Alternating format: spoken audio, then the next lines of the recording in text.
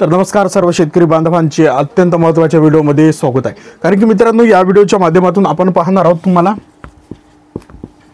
50,000 रुपये हेक्टरी अनुदान। 50,000 रुपये मित्रांनो, हा जो हेक्टरी अनुदान आहे तो जिल्ह्यानुसार मित्रांनो याद्या जाहीर झालेल्या आहेत। आता याद्या जाहीर झालेल्या आहेत। आता याबद्दल आपण संपूर्ण सविस्तर माहिती पाहणार आहोत।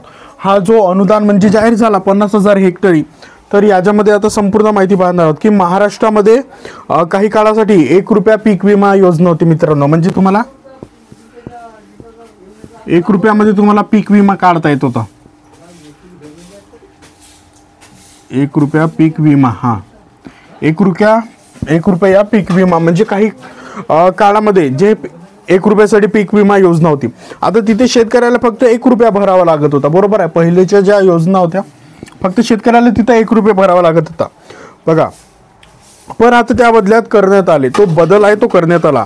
त्याच्यानंतर बघा, या योजनेत शेतकऱ्याला पिकाच्या प्रकारानुसार आणि विमा रकमेनुसार, विमा रकमेनुसार काही फक्त प्रीमियम भरावा लागतो, जिथे शेतकऱ्याला फक्त 1 रुपया भरावा लागत होता। पण आता त्या बदल करण्यात आलेला आहे। आता पीक विमा घेतलेल्या शेतकऱ्यांनी बघा, पीक विमा घेतलेल्या शेतकऱ्यांनी आपत्कालीन परिस्थितीमध्ये नुकसान झाल्यास 72 तासांच्या आत, 72 जसं अतिवृष्टी वगैरे झाली तर तुम्हाला 72 तास मित्रांनो, 72 तासाच्या आत तुम्हाला 72 तासाच्या आत पीक विमा कंपनीला किंवा कृषी विभागाला माहिती देणे आवश्यक आहे। अतिवृष्टी वगैरे झाली तर 72 तासाच्या आत माहिती देणे आवश्यक आहे। आता बघा, नुकसान भरपाईचे निकष बघूया आपण आता। नुकसान भरपाईचे की कोणकोणत्या याच्यामध्ये हे येतील, कोणकोणत्या आपत्तीमुळे जर तुम्हाला आता विमाचा हे बघूया आपण। बघा, नैसर्गिक आपत्तीमुळे त्याच्यामध्ये येते अतिवृष्टी, अवकाळी पाऊस, दुष्काळ, पूर इत्यादी पिकांचे मोठे नुकसान झाल्यास राज्य सरकार ठराविक दराने निविष्ट अनुदान म्हणजे इनपुट सबसिडी देते बघा। अनुदान आणि पीक विम्याचा लाभ घेण्यासाठी ई पीक पाहणी ॲपमध्ये ई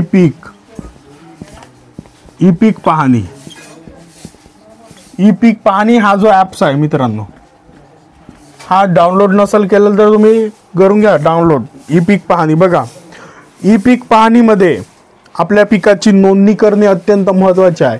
कालची लास्ट डेट होती 20 सप्टेंबर, म्हणजे 14 सप्टेंबर पासून वाढवण्यात आली होती 20 सप्टेंबर। आता बघा, नोंदणी करणे आवश्यक आहे। या नोंदणीशिवाय अनेक सरकारी योजनांचा लाभ मिळत नाही। त्या मित्रांनो, ई पीक पाहणीमध्ये तुम्ही जर नोंदणी केली नसेल तर ज्या अनेक सरकारी योजना आहेत त्यांचा लाभ तुम्हाला मिळणार नाही लाभ, म्हणून नोंदणी केलेली चांगली आहे। आता त्याच्यानंतर बघूया की अनुदानाचे दर। अनुदान मित्रांनो, अनुदानाचे दर किती म्हणजे याच्यामध्ये जिरायत, कोरडवाहू जे पिके आहेत त्यांना म्हणजे किती दर आहे ते बघूया बघा। आता आपण जिरायत,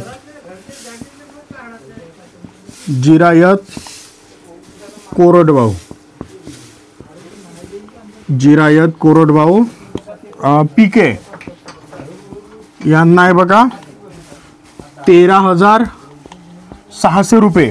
जिरायत कोरडवाहू पिके 13,600 रुपये। त्याच्यानंतर पॉइंट 1 हा पॉइंट 2 बघूया। त्याच्यानंतर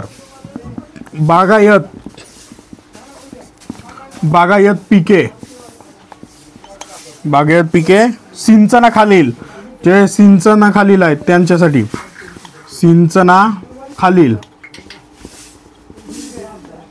बागायत पिके सिंचनाखालील यांना किती आहे 27,000 रुपये मित्रांनो, 27,000 रुपये आहे बघा। जिरायत कोरडवाहू पिकांसाठी 13,600, बागायत पिके सिंचनाखालील त्यांना 27,000 रुपये। आणि तिसरा पॉइंट बहुवार्षिक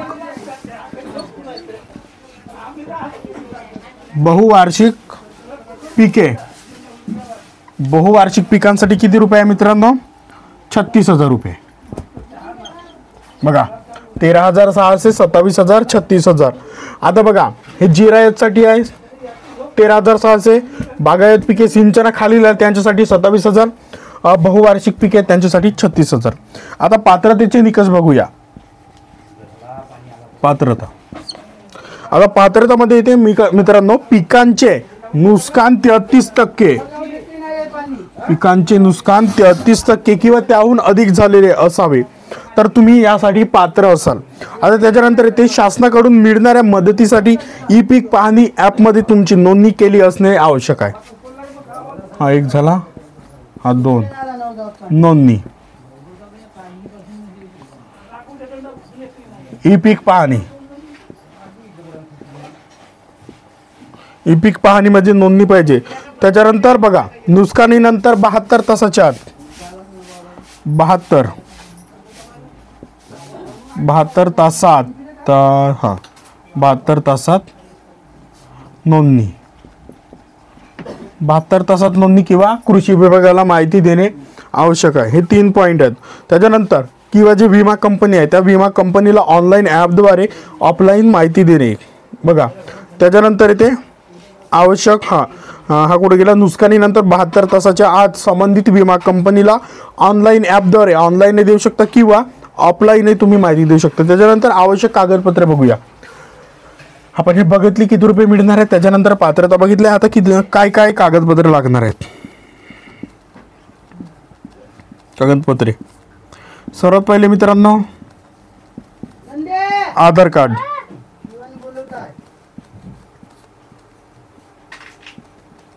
बँक खाते, नोंदणी, ई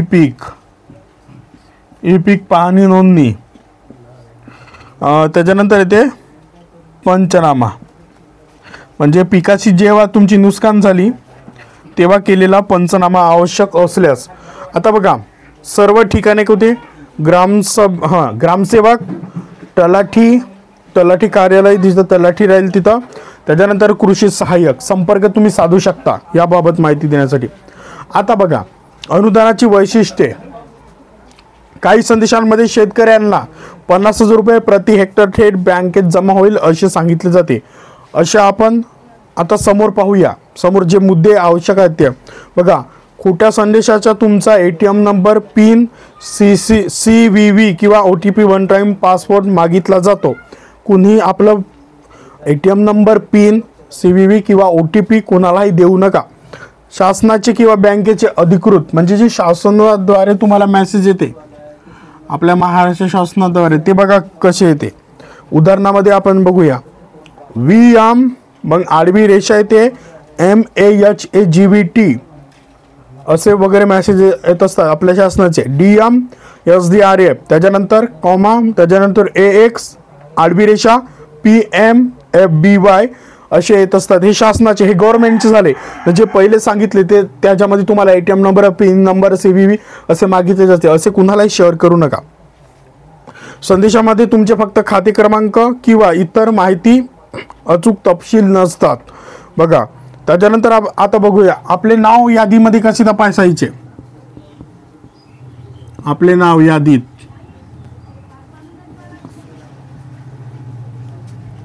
आपले नाव यादीत कसे तपासायचे.